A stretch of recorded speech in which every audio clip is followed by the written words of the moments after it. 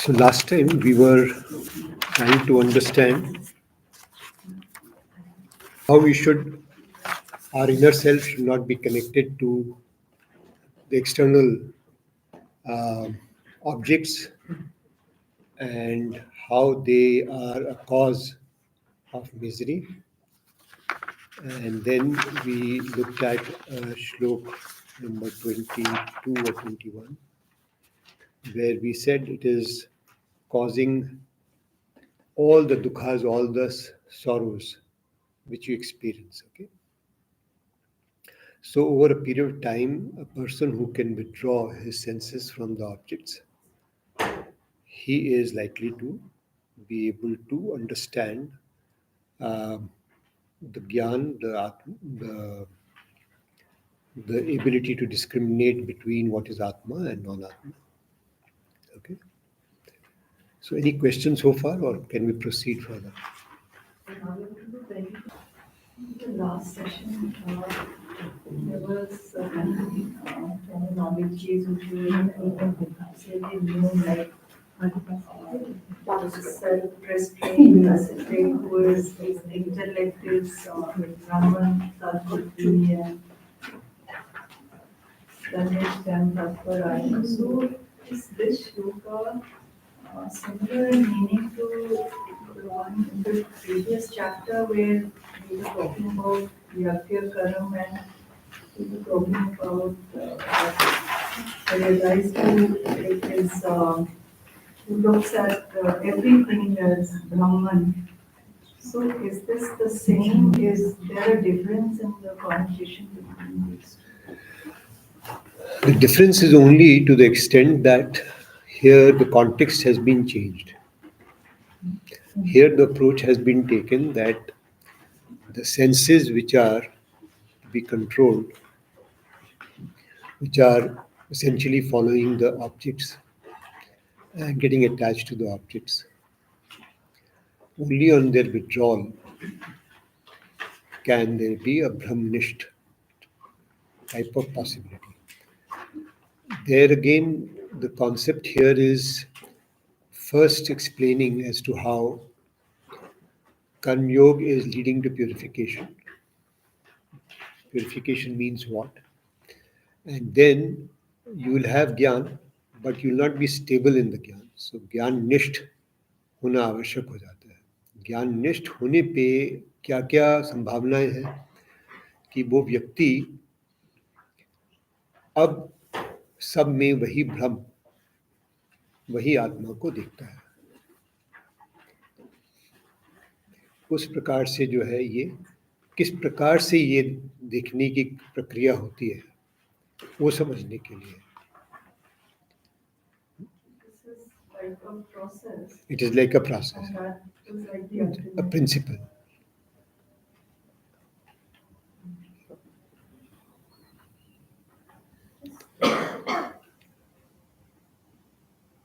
This is the approach which is via Karma Yoga. That could be through Karma Sannyas, and that is what the chapter was about. As to how Karma Sannyas happens and what are the lakshans, what are the signs of that, through the process of understanding a karma, and through that karma, how we are realizing or becoming stable in that Gyan Nishtha. That we call Gyan Nishtha. Sorry, you asked. It says, how do you know what is the method by which you could obtain the Gyan or knowledge?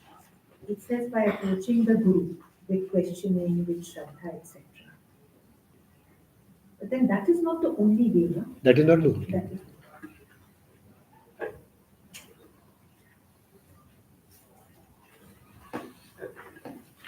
We're just looking at questions from the chapter so far.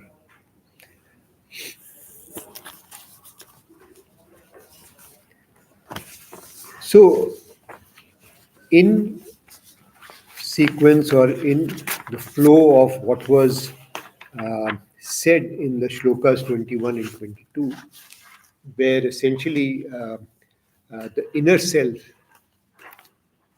is to be focused upon. It should not be pursuing objects in the external, in the bahya. in the outward, external manifested world. In that same sequence of things, here we are talking of Kam and Krodh. Okay, so maybe somebody can read this, the first 523, please. This lust and anger is a disastrous impediment in the path to realization and is the reason for all sufferings. It is very hard to escape from it, and hence Bhagwan says that great effort must be made to destroy it. The above is said, as in any human being, the urge for lust and anger is always present and remains till the time of death. So remain alert and never be complacent, as there are innumerable reasons which give rise to these urges. What is lust? Calm. Lust is the craving or greed for pleasure or pleasurable object. When any object previously liked by the senses comes to the senses through hearing, etc., or through memory, the desire to get that object, that craving is called lust. Anger growth is aversion, which arises when, on seeing, etc., or from memory, an object or experience brings pain or obstructs a desire. The urge or Yeah, so momentum. we'll just hold. So we have seen this definition also mentioned, I think, in chapter 2, okay, where Rag, Dvesh, Kam, Krodh, it's being repeated in a sense here. Why is it being repeated here? Is because he is trying to convey a point that till the last moment, do not believe that you have overcome Kam and Krodh. It comes very subtly. So today I may have a need for money. I may desire money. And therefore I have lust for money, wealth. Tomorrow it might be fame. And there could be a subtle one which could be lying unnoticed, like even acceptance from my father, from my brother, or from my community. Just being respected could be a desire which I may be.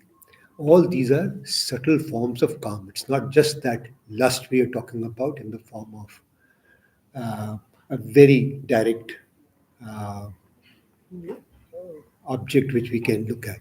Okay, so I may be lusting for wealth, or maybe I look for a nice car or something, but it could be as subtle as that. Okay, just an expectation could be there of some nature that somebody will do something for me. Okay, so these are subtle things which will erupt. Lust mean any desire? Yeah, yeah. The craving, the intense form is lust. Craving. Yeah, greed, craving. Okay. So the intense form is lust. Sorry, you were saying something? I just wanted to say that you are very right. Just it disturbs your inner self for anything, whatever desire or you say a lust. I think that really disturbs you. It disturbs That was my feeling very recently. recently. I found it that okay, I'm totally disturbed with this, and I should not. Yeah. And similarly, anger, because something which blocks that desire which we have or becomes a hurdle, then we will have a subtle feeling, very subtle feeling. Okay. From where the actual anger will arise. Saying difficult words, saying words loudly is a subsequent manifestation of that which is lying, let's say, as an unattended seed in your own self. And that also has to be quelled. So let's understand the processes. There will be some more details and we'll talk about it a little further as well. Okay. Now, one is just having the greed or craving. Second is the force which comes with it, that I want more and more. If somebody tells me that, and I believe that I'm a big man, somebody tells me that you're not a big man, then I'm going to drive myself crazy to prove it to him that I'm a big man. The force which comes from within, that anger, that desire, that great lust which comes, that I have to show, I have to put him down, or something like that, okay, which comes. So that force, that vague, is also being mentioned here. Please. The urge or momentum from lust is marked by thrill, beaming eyes, and face, which is an agitation of the inner senses, and trembling of the body, sweating, biting of lips, red eyes, etc., are seen in the person who is angry. He Some of these signs we have observed in normal. Okay, they are true today as much as what they have been mentioned to be true some centuries back. Okay, in the text itself. So this is, and you can add some words to it also. It is not as if this is just a complete compendium. It is, in a sense, indicative of what are the signs of a person who is having moho and lust. Actually, not the word moh, but more like the word calm and lust and anger versus krodh. Anger and krodh. Yeah, please. He who can resist the urge or force of lust and anger, who has the enthusiasm or capability to resist, sahan, tolerate, or endure them, such a person is a yogi in this world and he is happy and happy. Okay. So one is you say that I'm going to resist. I'm going to not allow it to happen. Another one is that I will, suppose I'm desirous of buying a new car. So I will not buy that new car which is sort of attracting me because it's a new car which has come on the road. And my friend has bought it. And it's looking damn good. Okay. It's got so much style and so much whatever else, power. And therefore I will resist. No, so, how do we resist? So, what do we say to ourselves? We say to ourselves that I am satisfied with the car I have. My car does the same job as this car is doing. I don't need to show off. I don't become small or big just because I have a big car or a small car. Okay? In various ways, I will say these things. Some of these things are in the nature of acceptance. Some of these things are in the nature of satisfaction. Some of these things are also जैसे मैं अपने मन को मना रहा हूं, वास्तव में ऐसी बात नहीं है, पर अपने मन को मना रहा हूं कि मैं ठीक ही हूं. ठीक है. अब आई बात सहन करने की. तो ये एक खूब जोर से प्रेशर आया है कि हम इतने महान व्यक्ति हैं और हमें जो है महान दिखाना है अपने आप को. तो अब वो प्रेशर आ गया है, उसको कैसे सहन करना है. How do I endure it? What is the way to have forbearance in yourself? That's another way. Especially in the case of anger. Okay? कैसे सहन करना है. किसी ने कुछ गलत बोल दिया है और मेरे को गुस्सा आया है, आने को होता है, या पता है कि इस बात से गुस्सा आएगा. तो forbearance, acceptance in a sense, toleration, tolerate करना पड़ता है. We also use the word adjust. So, how do we start understanding that if we are able to use some of these words to understand how we are able to resist, control is a stronger word, okay, and sahan is like a very subtle word, to be able to control your anger and lust, right? So let's go forward.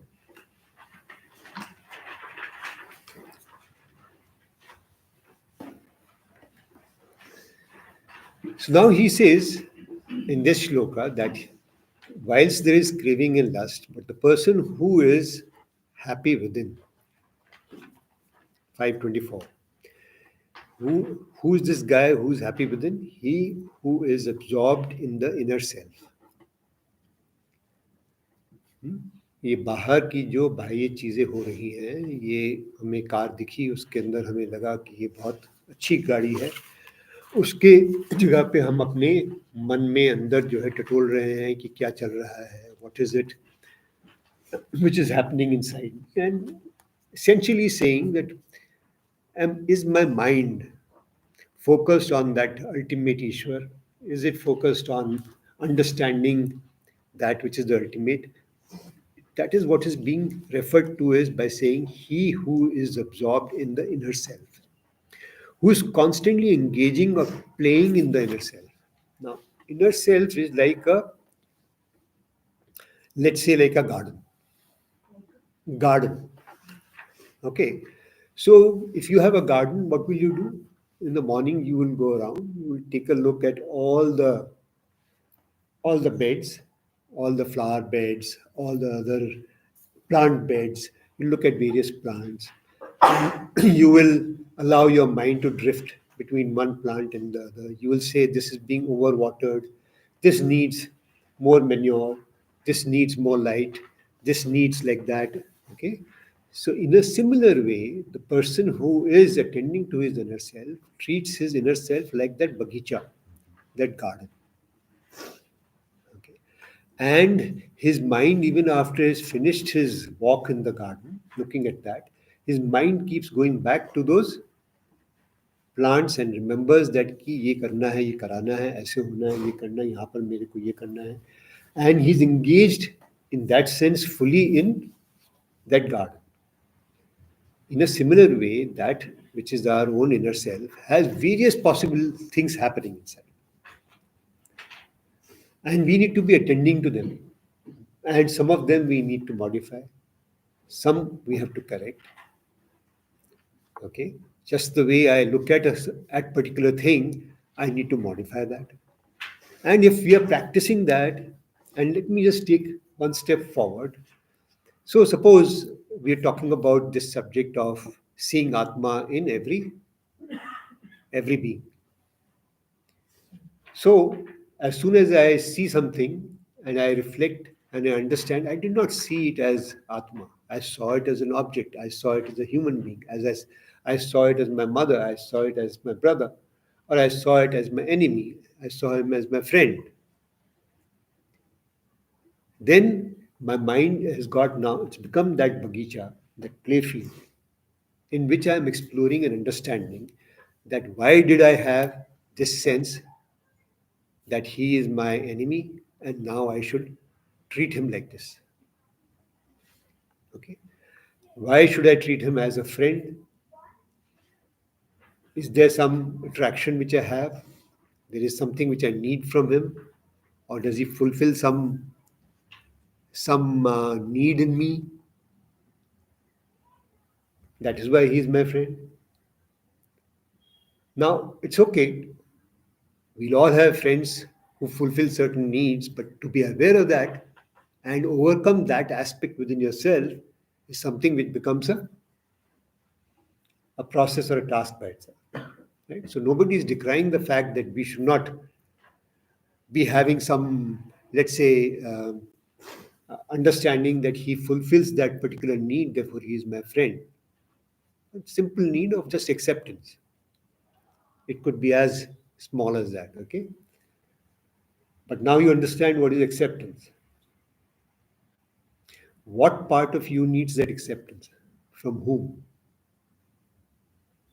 So you From start. yourself. Huh? From yourself. You have to accept Yes, it yourself. is within your own inner self that you are exploring this. And that is what is being referred to as this uh, engaging or playing in the inner self. Okay? Whose Atma is the light within? Okay? Now he is using this term to say that आत्मा जो हमारे अंदर है वो वो एक प्रकार से प्रकाश है, एक प्रकार की लाइट है। और यदि उस पर हमारा ध्यान जाएगा, तो ये जो चीज़ें हैं जिसमें हम छोटी छोटी चीज़ें जो हम ढूंढ रहे हैं, समझ रहे हैं, वो चीज़ें भी जो हैं आपकी क्षय होती चली जाएंगी. That darkness which is arising out of that expectation I had of somebody as a friend, and understanding that expectation was there residing in me, can also be removed with the help of this light which is Atma, because I have decided and have understood that I am Atma. Therefore, I should not be having this particular need and that particular aspiration or desire. And how do you therefore slowly, from gross level to the subtlest level, in the subtlest level, you will be able to get Atma to help you out.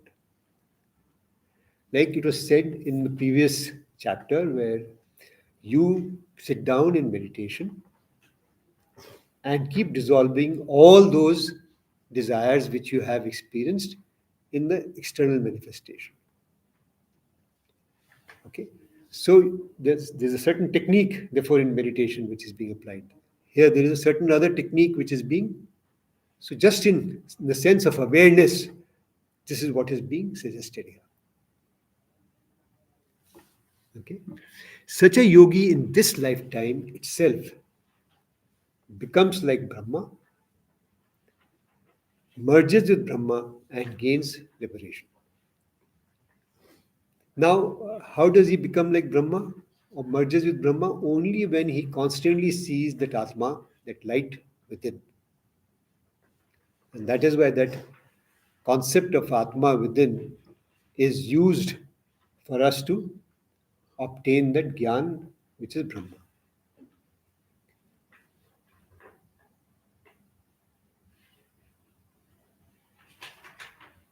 Is it okay? Any questions?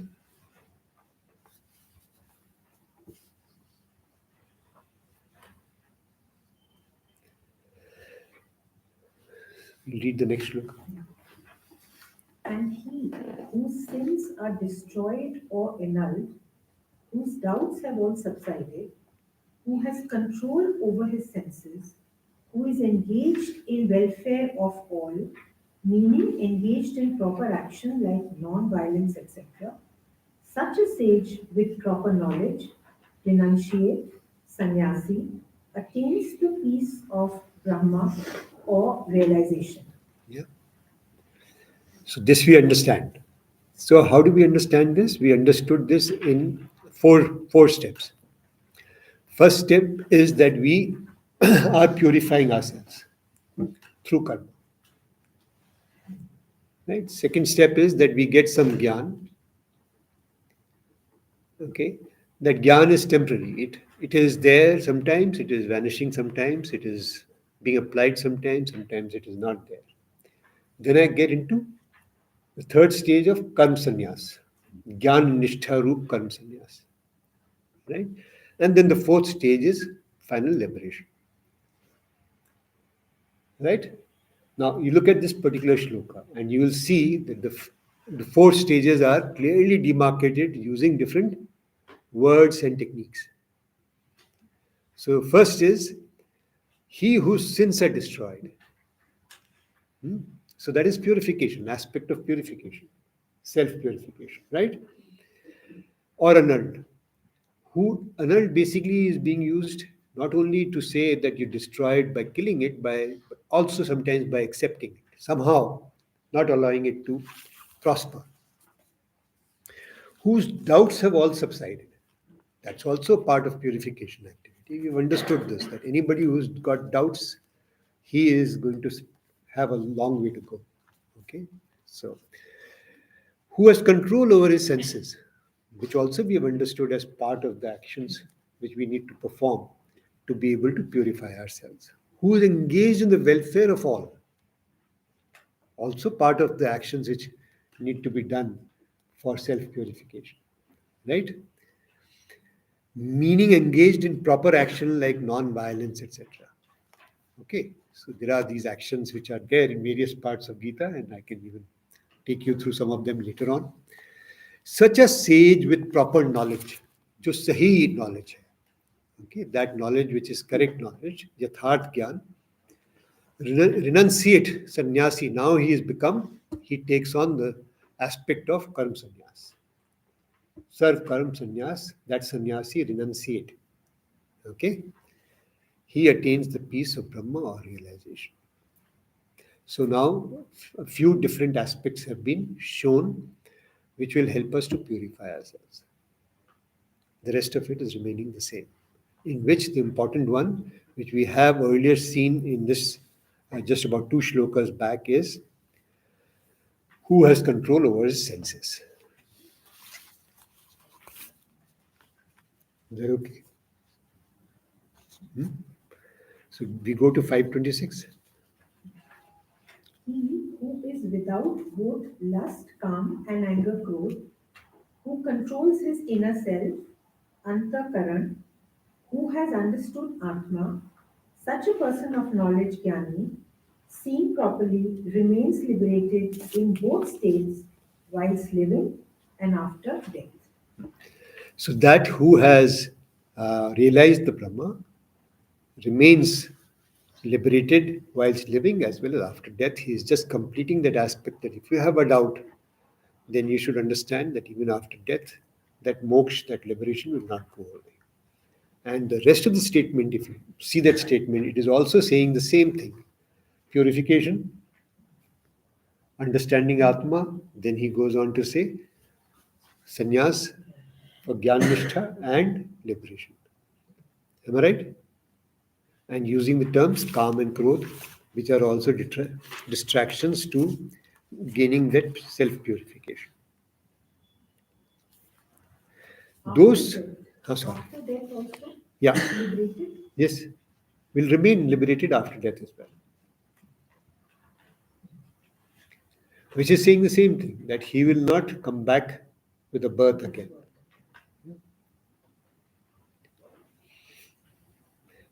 Sorry, please go ahead. Those sannyasis who are based in true knowledge attain liberation immediately. Yeah. So those who are sannyasis and who are based in true knowledge will be liberated immediately. It will not take much time at all. Instantaneously, so to say. Okay? Can I just ask, in one life, in like say this lifetime, suppose your early years, you aren't a jnani, you don't, haven't got this knowledge. In within that same lifetime, say within 20, 30 years, can you reach a stage where you can get liberation? Yes. In one lifetime? Yes. Really? Because someone was telling me that and I didn't believe it. I thought you had to have, in this birth itself, have been born, at a very high level for you to have to achieve liberation by the end of that birth. But it's not so. Not necessary. So in that same birth, Yeah, it is you could possible. have gained that knowledge in one lifetime. Yeah.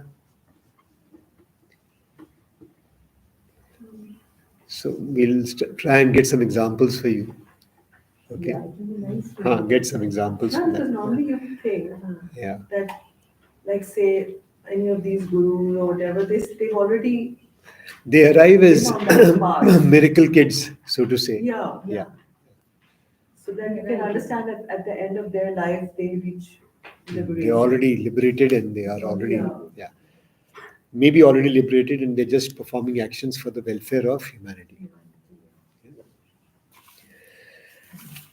So those sannyasis who are based in true knowledge attain liberation immediately, and the karm yogi who performs actions with complete devotion or by renouncing actions in the ultimate Brahma, leading to purification of the inner self, and then obtains knowledge and renounces all actions sequentially through these steps, gets liberation. Right? So we're repeating those steps again.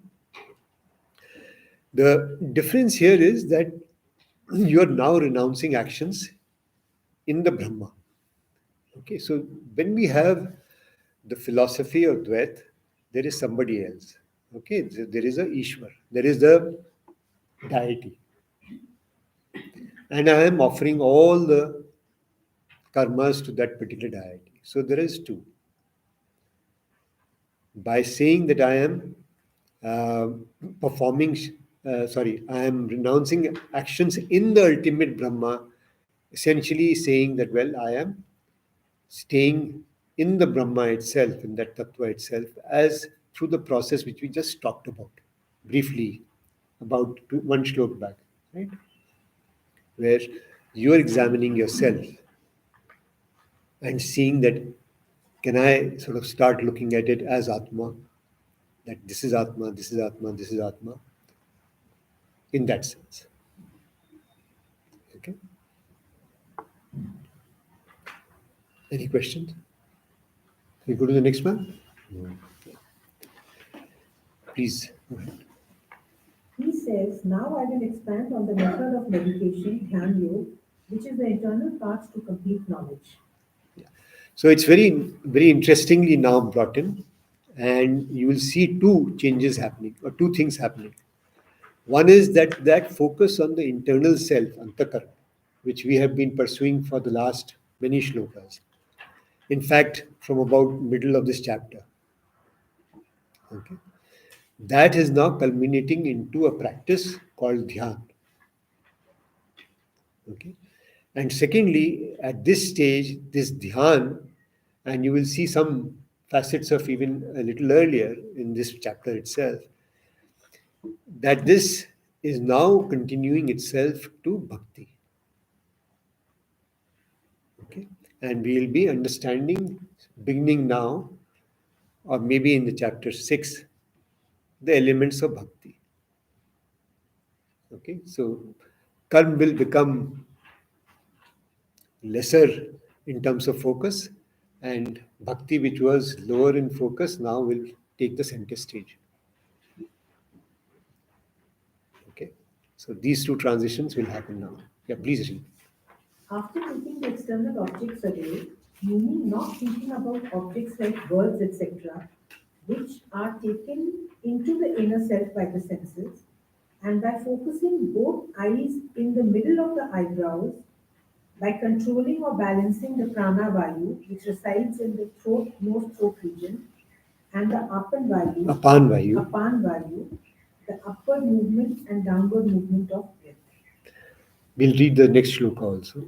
Who has controlled senses, man and mind, who meditates upon the Ishwar, hence a sannyasi, who is only focused on liberation, even though staying in the body, such a muni, and whose desires, fears, and anger have dissolved, interacting in this manner, such a sannyasi is always emancipated. He has to obtain no other freedom. So, first aspect is that you are taking the external objects away. And how do you take them away? The words which define, or the form which defines those external objects, or any of the ways in which that object is being understood by your five senses. That understanding you are taking into your inner self, and you are allowing those to sort of dissolve. And how are you allowing them to dissolve? You are allowing them to dissolve by bringing your attention to the center of the eyebrows. Okay. भ्रुकुटी भ्रुकुटी के बीच में अपनी attention हम focus करते हैं, और उसके बाद में what is pran vayu? The vayu which is going upwards. Okay. And the apan vayu is the vayu which goes downwards. So we have a practice in yoga which is balancing the two. Now, when we inhale, we are therefore taking the breath downwards. When we exhale, the breath is going upwards. Okay. When we inhale from the left nostril, we call it from Ida Nadi. When we exhale or inhale from the right nostril, we call it Pingla Nadi. Right? And when we balance it between the left and right, it is called Sushumna Nadi. Okay. Now, this balancing is part of your pranayam practices. These practices, with the attention focused between the eyebrows, are practices which are supposed to help you bring a balance between the inward outward or between the left and right breaths. Okay? When you start focusing on this, then what happens? Then then the person who has controlled his senses, and I'm reading the next shloka because these are interconnected, who has controlled the senses, man and mind, which is basically the inner self and the outer senses, and who meditates upon the Ishwar. Okay, so with this practice and with his mind totally focused on the Ishwar, such a sannyasi becomes liberated even if he is in the body. So let's read this. Who is only focused on liberation even though staying in the body. Such a muni. Now, here some definitions are emerging and we'll come back to them. Such a muni whose desires, fears, and anger have dissolved. Interacting in this manner, such a sannyasi is always emancipated. Okay? So, there are various things happening here. So, the mind and the senses are being controlled by the process of the pran vayu and the apan vayu. First, right? The dissolution of objects are happening with the help of the pran vayu and the apan vayu. The dissolution of desires, fears, and anger have also happened through certain practices, including such a practice. Not only this practice, but other practices also. Okay, that's what I mean. Such a person is able to gain final freedom, emancipation, liberation as he is living in this body. Now, there are two terms used here: the one who meditates upon the Ishwar, hence a sannyasi. Okay, so how and why do they use this term is because sannyasi is samnyas, sam me nyas, sam me sthit, and sam is Brahm, Ishwar. That understanding of the word sam is applied here on sannyas. So that person who is focused on Brahm or Ishwar, he is sannyasi. We take Sarv Karm sannyasi as the other connotation of sannyasi.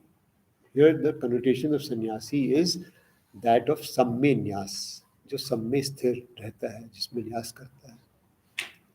ठीक है. और उसके बाद में हमने देखा मुनि. मुनि जो है वो एक बारी भगवान में उसको ध्यान लग जाता है तो एकदम शांत रहता है, मुंह से कुछ नहीं बोलता, मुनि बन जाता है. तो वो सब चीज़ों पे फोकस करके वो मुनि बन जाता है. उसकी सब डिज़ायर्स धीरे धीरे उसके बाद में डिज़ोल्व होती रहती हैं, उसके फियर्स डिज़ोल्व होते रहते हैं और एंगर वगैरह भी सब समाप्त होते रहते हैं. So now this is an indication that there is a process of becoming a jnani. So there are the two ways of understanding you becoming a jnani. एक तो ये कि तुरंत हो गया, चुटकी बजी और हमें ज्ञान हो गया और अब हम ठीक है. और दूसरा यहाँ पर समझ में आ रहा है कि एक प्रोसेस भी है, एक धीरे धीरे होने वाली बात भी है, पर वो धीरे धीरे होने वाली बात इस प्रकार से है. ठीक है, ये वाली जो है बात वो हो सकता है किसी को पहले की जो चली आ रही है प्रारब्ध है उसका, उसके अनुसार उसको मिल जाए मुक्ति, पर ये वाला प्रोसेस जो है वो होता है. ठीक है, we go to the last one now. A person whose chit is so resolved and knows me as the enjoyer of all yagnas and austerities, as its doer and as its God, the ultimate Lord, Maheshwar, of all realms, Lok, benefactor of all human beings, not desiring anything in return, dwelling in the heart of all beings, owner and giver Swami of all fruits of actions, and the witness Sakshi of all thoughts, he attains ultimate peace and freedom. So now we have seen a certain aspect of how we can purify ourselves. Okay, and we've seen as to how through purification we are able to obtain that ultimate Brahma. Right? That was a sequence of things which we are seeing till 28. Shlok number 28. You agree with me? How you meditate, what do you meditate upon, what is that meditation doing, what aspects are being dissolved, how do you purify yourself through karma and other actions. All those things were being explained. Now, suddenly we see that the Lord is saying, the person whose चित्त is so resolved, मतलब जो इस तरह से अपने चित्त को purify शुद्ध कर चुका है, किस तरह से? अपने कर्मों के अनुसार, अपनी श्रद्धा के अनुसार, ओके, कर चुका है, और वो ये जानता है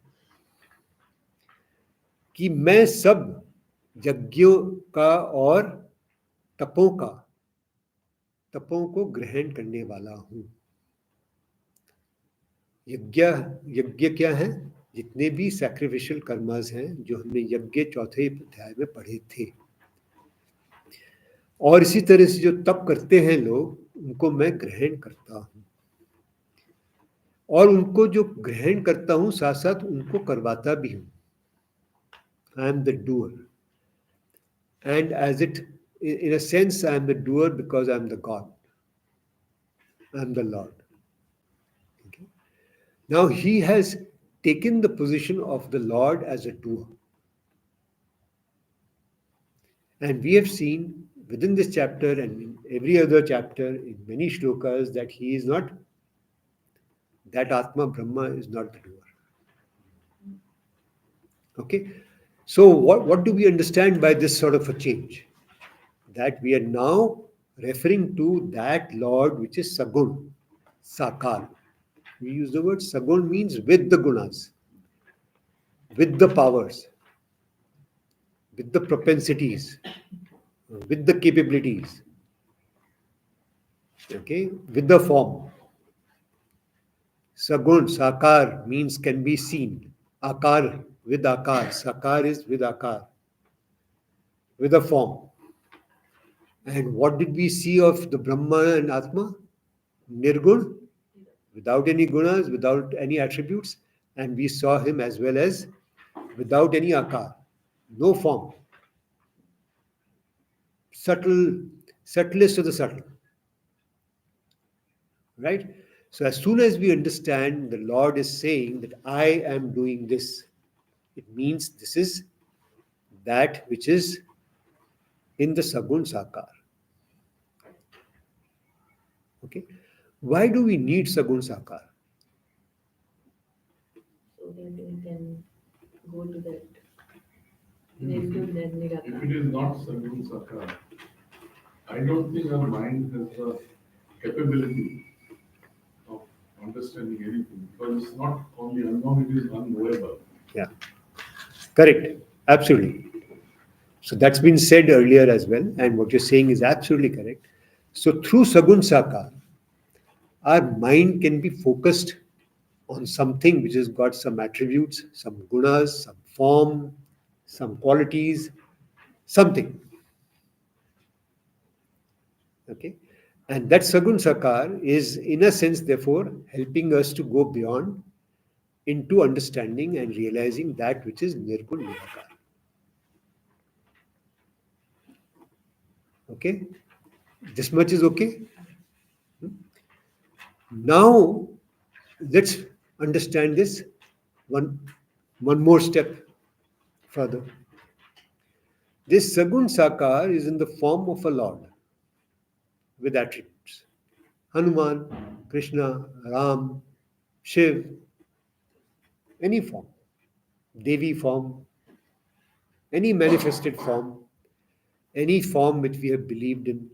Maybe it was manifested, not manifested, we can't even say that. Okay, some form. It could be even Surya as Bhagwan, okay, Ishwar, some form. Okay, that if it is in the form of a deity, we are able to accept it in a particular way. Right? But if we are able to understand that that deity exists in this universe, in this world, and this world is therefore a platform for its manifestation, then this world itself becomes that path, that aspect which is going to help us to realize the ultimate. Okay?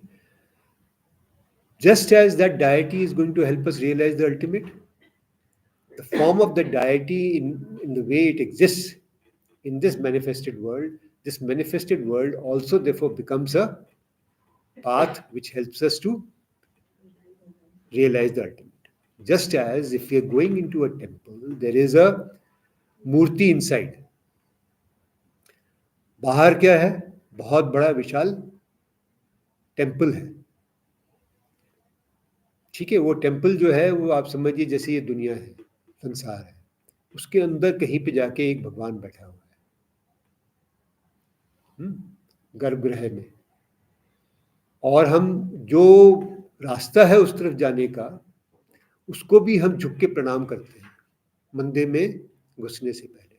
क्यों करते हैं? क्योंकि ये रास्ता यदि नहीं होता तो हम आगे जा नहीं पाते और हम उस गर्भ स्थान तक नहीं पहुंच सकते जहां पर वो मूर्ति स्थापित है, जहां हमारा भगवान है. That is how our traditions have been, right? Rituals have been, because we attribute all that value to the path itself. That boat which helps us to cross the river is also something which we bow down to as we cross. Bridge which helps us to cross.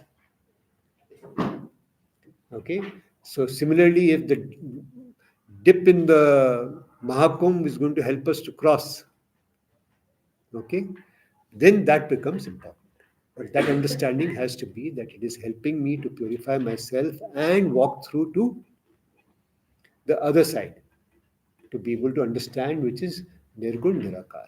So I therefore am happy to say that, or people will be happy to say that they believe that there is some Sagun Sakar as a Shakti in that place where people have gone and taken the dip. Okay? And that becomes as important as looking at any other deity which we may be having. That is the extension I am doing of this particular facet. Then he says, the ultimate Lord, Maheshwar of all realms. So I am that ultimate Lord, okay, who is Mahan, means who is great, who is superior to anything and everything. All the, I am the greatest Ishwar. Anything which you can visualize, I am the greatest, Mahan Ishwar of all realms. कोई भी लोक सोचो, ये बोलो कि देवलोक है, ये लोक है, वो लोक है, भूलोक है, जो भी आपने अपने मन में या कहीं पे भी पढ़ा है, उन सब लोगों का मैं महान ईश्वर. फिर वो कहते हैं, आई am the benefactor of all human beings. Okay, so I am doing welfare of all, taking care of everybody, without desiring anything in return. I am dwelling in the hearts of all human beings. Okay, I am the Swami of all outcomes of all actions. मैं उनका जो तुम करते हो, जो तुम्हें फल मिलता है, वो मैं निश्चित करता हूं और मैं ही वो देता हूं. अभी तक तो हमने ये वाली बात नहीं करी है. अभी हमने कहा है कि जो प्रकृति है वो ही अपने गुणों से अपने आप ही उसका फल देती है. The nature by itself, the Mayavi nature, okay? That's what we've been speaking about. And now we're talking about the Lord saying that I am the doer, I am going to be the benefactor, I am the one who is ordainer, I am the one who decides what are the outcomes which are coming to you as a consequence of your actions. And I'm the witness. I am that subtlest witness which is sitting within you, observing and understanding all the actions and thoughts which you are performing. Okay? And the person who understands all these things fully, he also attains peace and freedom, liberation. How he'll do that? What has to be the practice he has to follow? How has he to understand that Lord? All those things will now start from chapter 6. Okay? Yeah. Oh, today we discussed like, lust and anger. And lust is equated with craving. Now, but we said craving could be for anything. Let's say I'm craving for knowledge, right? Working with one. That's why I'm here. The point I'm making is as long as I'm craving, I can't reach that stage. But if I don't have that craving, I won't be here. So, what should be happening? I don't know, I'm confused. So let's look at. Well, I should be here not because of craving. So let's look at some simple examples, okay, relatively simple examples, because in Vedanta these examples are a little more elaborate and maybe a little more difficult to grasp. Simpler one is, let's say, in yoga. So yoga says that there are 8 steps, Ashtang yoga. Patanjali का अष्टांग योगा माना जाता है. ठीक है? Clear? Simple? Right? Yam, niyam, आसन, प्राणायाम, प्रत्याहार, धारणा, ध्यान, समाधि. Okay. So what is yam niyam? Anybody knows? Anybody wants to say? मन वश करना और बाहर से इंद्रियों का पुरुषों से विड्रॉ करना. वो एक है. दूसरा अंदर इनर सेल्फ कंट्रोल करना. वो वही है यम. यम और नियम है डिसिप्लिन. ठीक है. यम नियम जानबूझ के इनर सेल्फ को कंट्रोल करना, डिजायर्स को कंट्रोल करना, वो यम है. जानबूझ के मतलब फोकस करके अपने को बोल के कि मैं ये कर रहा हूं, यम. नियम, मैं अपने आप को डिसिप्लिन कर रहा हूं, इस तरह से मैं अपने आप को बांधता हूं दिन के अंदर, इस दिनचर्या में, इस थॉट प्रोसेस में, इस पढ़ाई में, इस किसी भी चीज में. जो भी चीज पानी होती है उसके लिए हमें यम और नियम करना ही पड़ता है. ठीक है. तो ये प्रैक्टिसेस हम अपनी लाइफ को चलाने के लिए करते हैं. फिर आता है आसन और प्राणायाम. आसन प्राणायाम में क्या है? Through the practices of the physical body you are trying to make your body agile enough and create flexibility and the capability, bring certain amount of energies into various parts, which will help us to move to the next stage. Again, it is something which you are practicing out of consciousness. An effort has to be made. Then what do you go and do? Pranayama. What you do with the pranayama is to figure out as to how you can control those energies using the breath and purify those energies which are there within you. ठीक है? That also is performed with effort.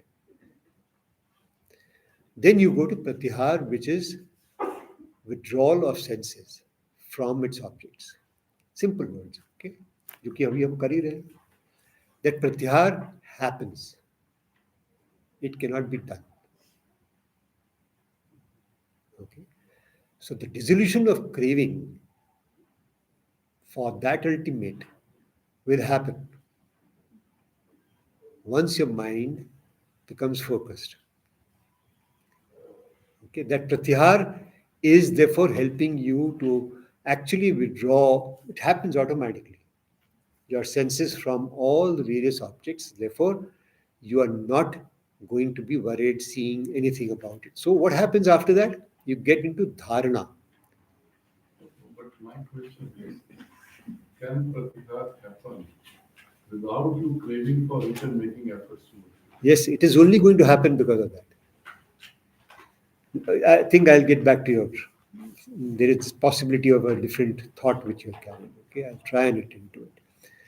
Then you have dharana, which is saying that constantly that deity, that particular Ishwar, that Atma, that Brahma is going to be coming to my thought. And then I totally get dissolved, Gyan Nisht, in that particular thing through Dhyan, Dharana, Dhyan, and then ultimate dissolution of the self and everything in the Samadhi. Right? So that's the 8 stage, 8 step. And the second shloka of Patanjali Yoga Shastra is Yogasya Chit Vritti Nirodha. योग जो है वो चित्त की वृत्तियों का को stop करना है, उसको डिसॉल्व करना है, उसको रोकना है, उसको रेजिस्ट करना है, जो भी वर्ड है, निरोध इज द संस्कृत वर्ड, चित्त वृत्ति निरोधा. So starting point of all that is from there, and that is the point which will bring you to that ultimate as well. So stopping the distractions of your mind is what yoga is. Now to come back to your thought, once you have made all these efforts and purified yourself, then these things will start dissolving themselves. If I have not answered your question, please ask again. I'm saying this begins to dissolve itself because I had craving for knowledge, because I I made agree. effort to reach there. I agree. But if I did have craving, Correct. I won't reach there. Absolutely. And then you're saying you have to dissolve craving to reach there. Now, so you have to first have those cravings. First have. So when we look at, let's look at any aspect. Okay. So there are two facets to anything. For example, craving. Let's look at the word craving. So there is a negative aspect and there is a positive aspect. So we call it sakaratmak if it is positive, nakaratmak if it is negative. Nakar is going down the wrong route. If you're going to continue to that route, then fine. You will follow and you will go there. And Sakaratmak will take you into that space which is going to help you to realize this. So that effort is part of No. this Prakriti. The creation of this aspect of craving itself by this Prakriti in the Sakaratmak way is the driver towards, okay, it is not just the steps which are leading to the temple, but the positive facets of craving to realize that is also a, No, you get the point, no, right? that makes sense because So bhakti is also a craving. In yes, Yeah. in its initial stage, it is going to remain there. It will manifest itself as a craving, but it's sakaratmak. But it is but your sakara. point is valid that even to get that sakaratmak craving, Is very it's difficult. not planned. That also happens. Hmm. It also happens if we believe that this has happened through my prarabdha or my own Yeah, sanskars. I would say Okay, that because it's meant to be. Maybe it's meant to be because of the power. but as you're moving towards through with that prarabdha, you are forced to make certain choices. So, for example, That's the by where the vivek is what you talk about. yeah, so those choices are the ones which help you to finally stay on course. Okay, so you may land up in a Gita session because of your prarabdha, but to be able to sustain it is your choice. Okay, that's not happening out of ki hona hi tha. So this is a very important section, and rightly Krishna starts with karma because that's what he has to tell Arjuna. And he says constant, and the last time he says something to him is, you forget about what you will achieve. Surrender that to me and go and fight the war. Now, what is that surrender? That's also bhakti, no? Bhakti. Yeah. So we'll understand that.